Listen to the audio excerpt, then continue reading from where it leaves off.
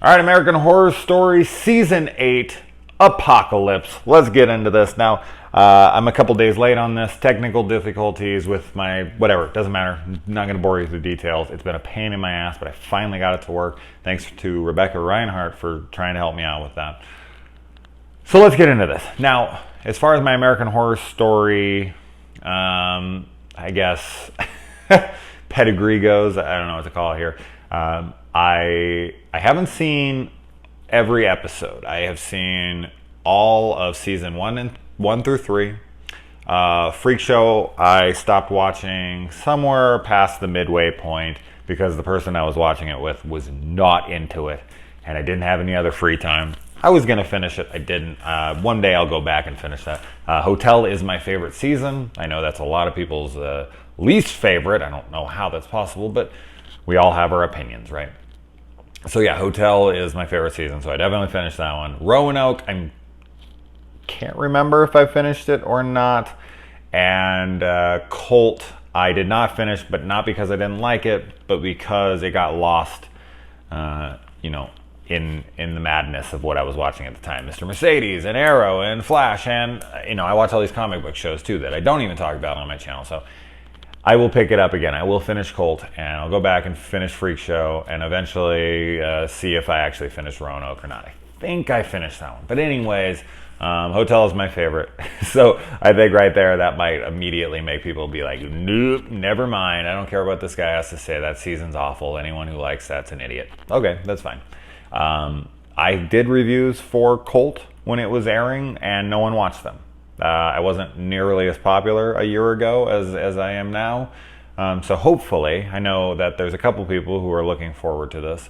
Buddy of mine, Brandon, and Leela, and some other people. So these are for you, and in case no one else watches, whatever.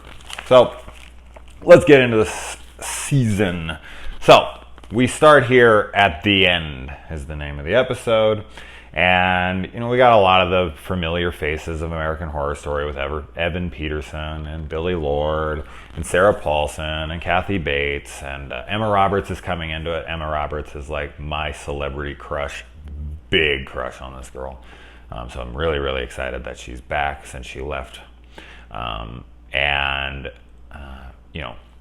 Paulson, did I mention her? I think I already said that.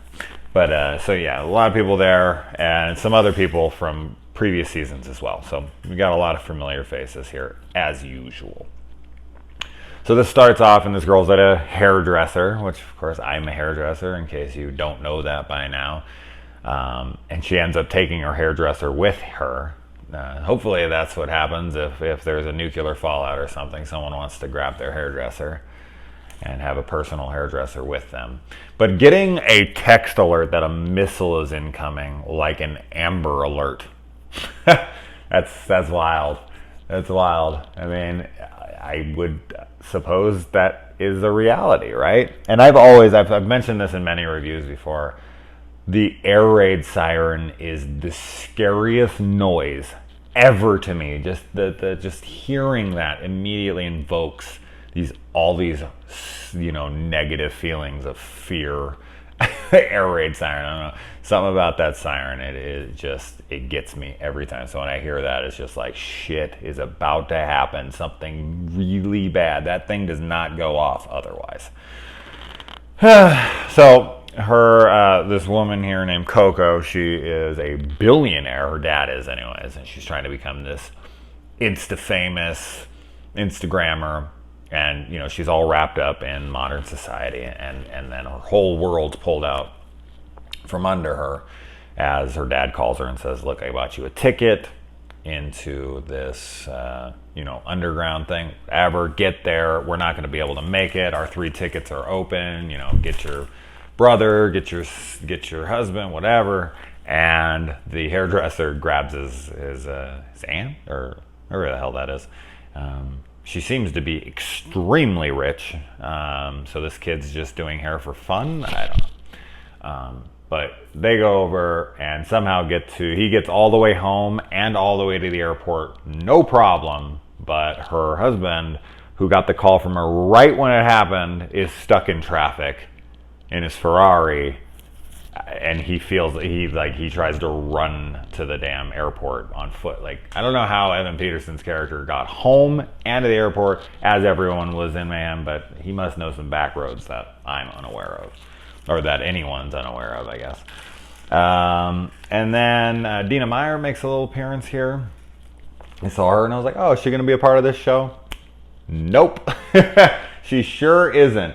A pretty damn good actress to only feature in maybe like a minute of the show. So I kind of thought that was a missed opportunity with her as an actress, but she made a little appearance. I mean, I guess maybe she could come back as a zombie. I don't know. And then, yeah, people committing suicide because they don't want to, be killed by the blast and the fear of it and all. Oh, that's a horrendous thought as well. It kind of reminds me of, the people that were jumping out of the Twin Towers there in 9/11, like they didn't want to be burned up, so they just jumped to their death.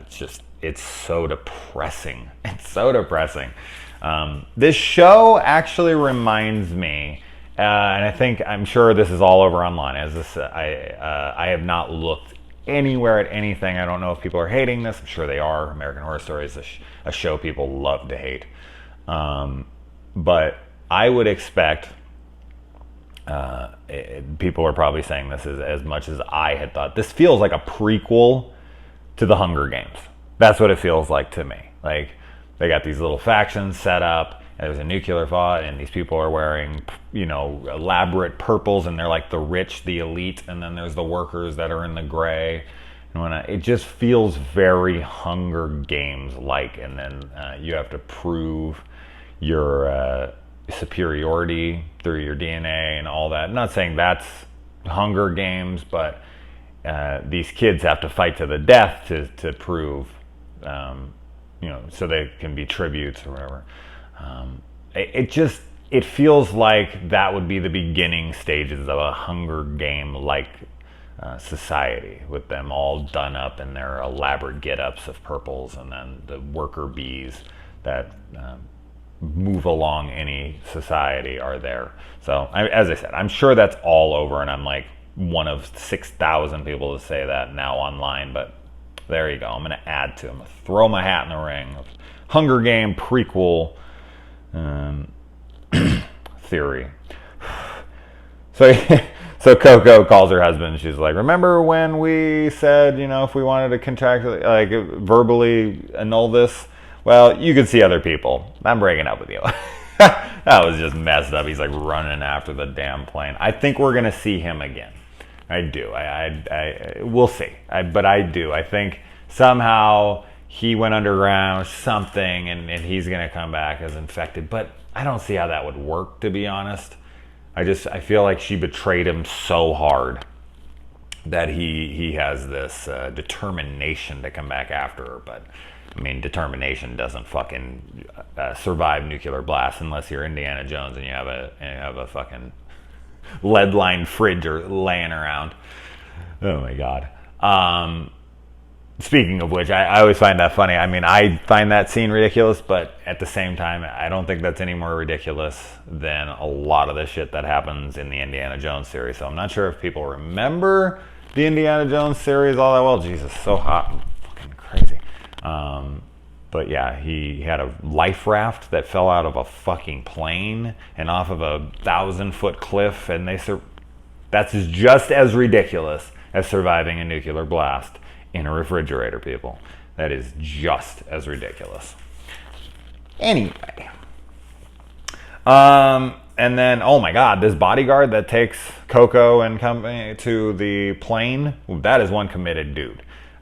He clearly works for this initiative, faction, whatever, and he believes in the cause. Like, I'm protecting the survivors of the human race.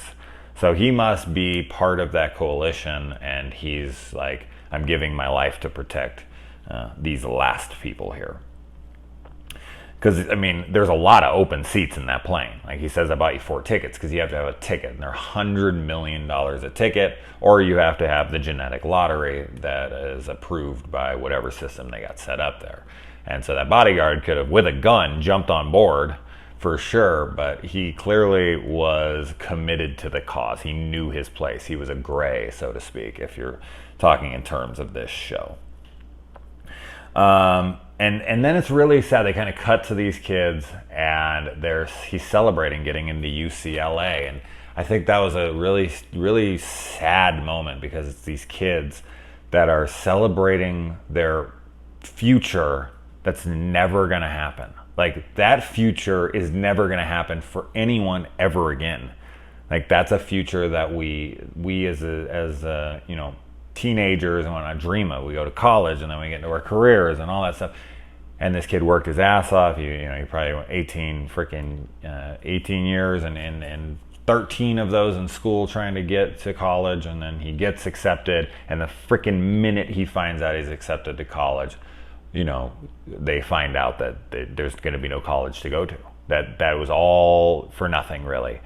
And I don't know, there's something about that just hit me in a weird place. Like, ugh, that's a shitty way to approach this, but it's a smart way to approach it as well, because, as I said, they're celebrating the future that doesn't exist in that moment, and they don't know what's going to not exist in like 5 seconds. So, and that all just breaks down. I mean, it's crazy how fast civilization and society and all that can break apart. Like, we do it in film, and people think that's exaggerative, but I actually think that a lot of the times that they're being generous.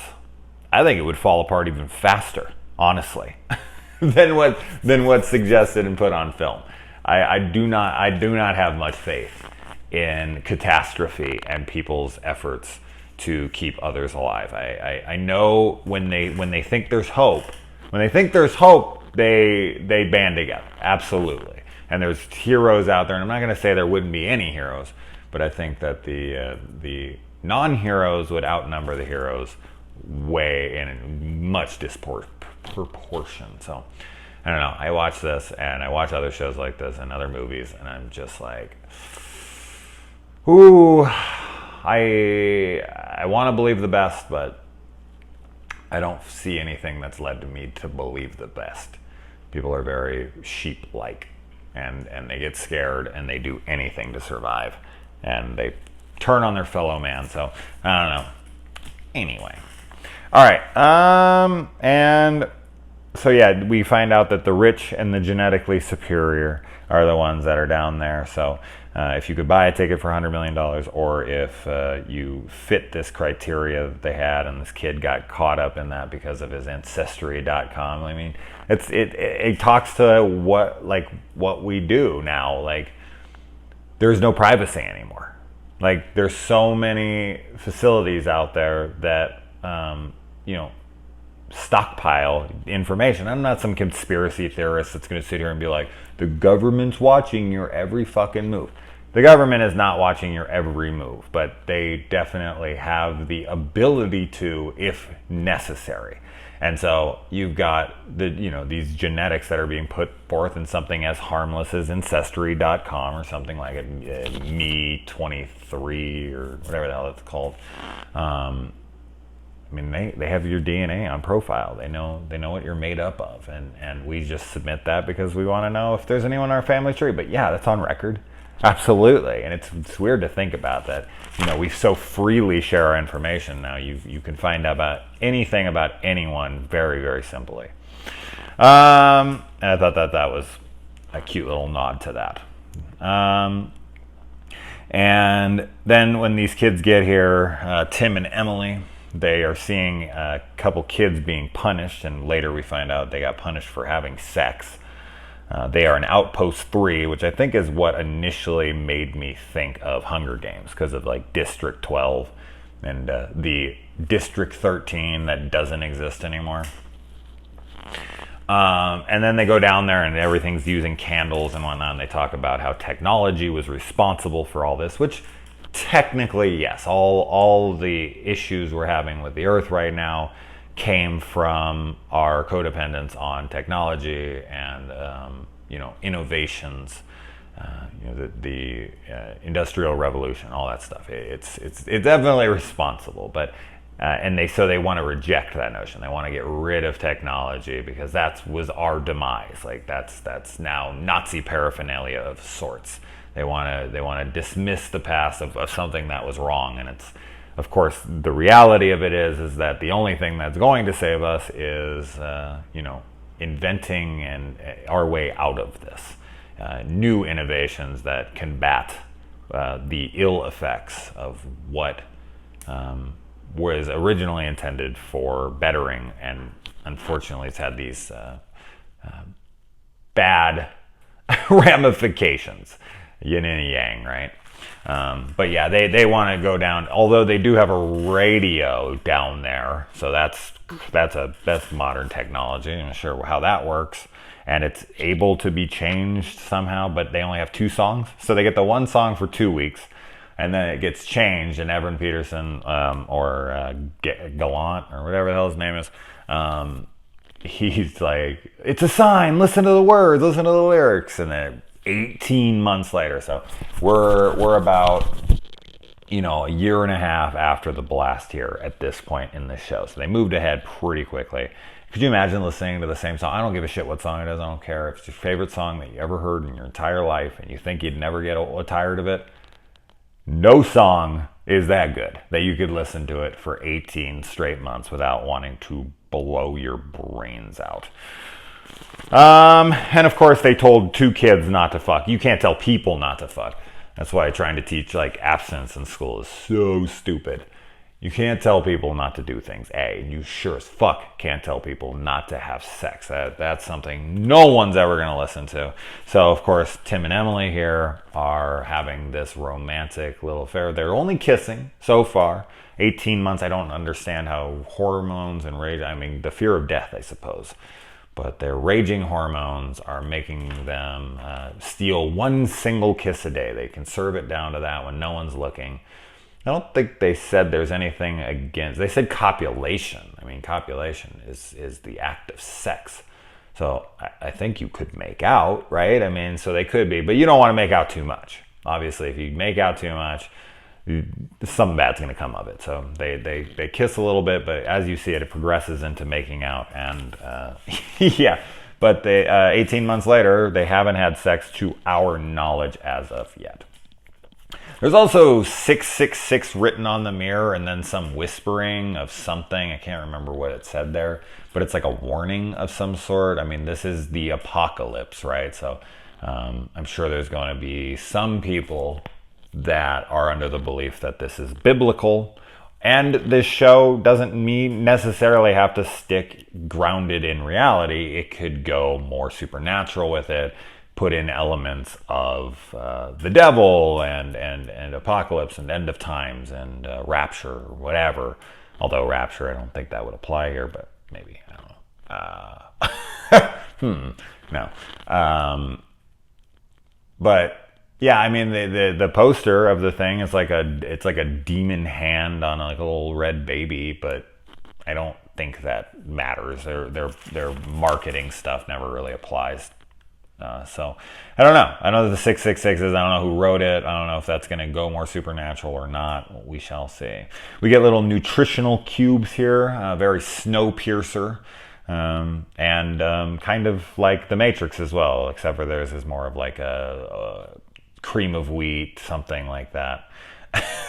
And it's just what you need to survive. It's the vitamins, the minerals, which I wouldn't be opposed to having that as a meal here and there. I wouldn't want to eat it every single day, but just give me exactly what my body needs.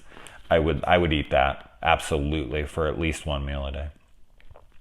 And then, yeah, so we find out something broke the perimeter, and we see at the end that these horses are being attacked by nuclear fallout survivors that have become zombie-like.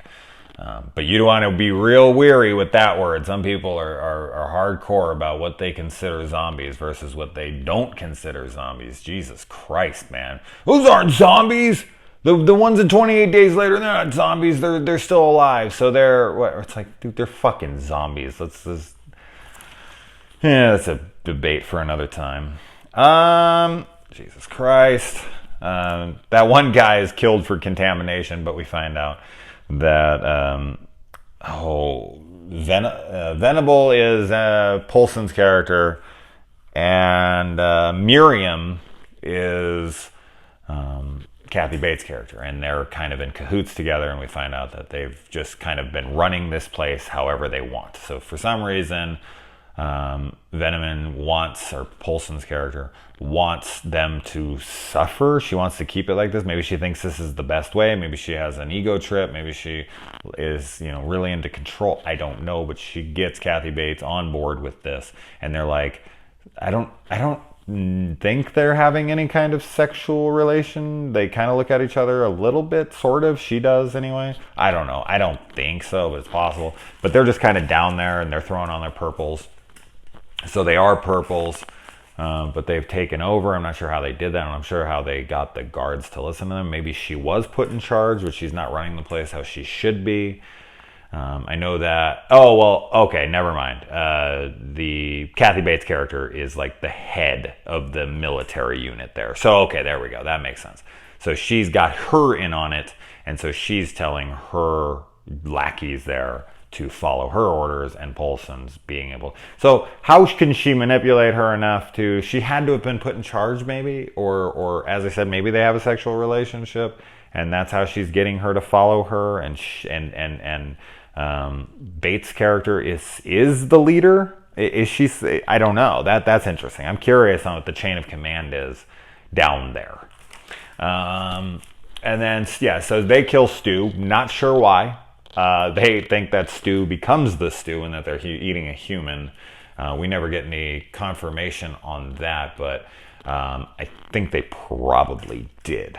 Because their argument was, well, if Stu is contaminated, why would they feed us irradiated meat? Good point, but Stu wasn't irradiated. He wasn't, he didn't have radiation on him, so he could be served to them. And it looked like a fucking finger bone for sure. So I do think that was Stu. Because if they had meat and they had all that stuff, why are they just breaking it out right then and there for that moment? Just to mentally screw with them? Was it chicken and they just threw some human bones in there? Like, I cannot imagine that's what it is. It has to be Stu. Is the Stu. And let's see, I already mentioned all that. And then Michael Langdon shows up, and he's there to evaluate who is worthy yet again. So this pool has been cut down to a very small amount, and he says he has the ability to take all of them, but he's there to assess who should come and who shouldn't come. So they kind of got a jockey for the rights to go. But as I said, he said he could take all of them. So it's not like he's like, I can only take half of you. It's like, you can all earn your way here. You just have to earn your way. I'm curious on how much of this is going to take place in Outpost 3, when we're going to move on. Is there going to be a big zombie attack in there? Are we going to explore supernatural elements? Who wrote the 666? We got a lot of questions here.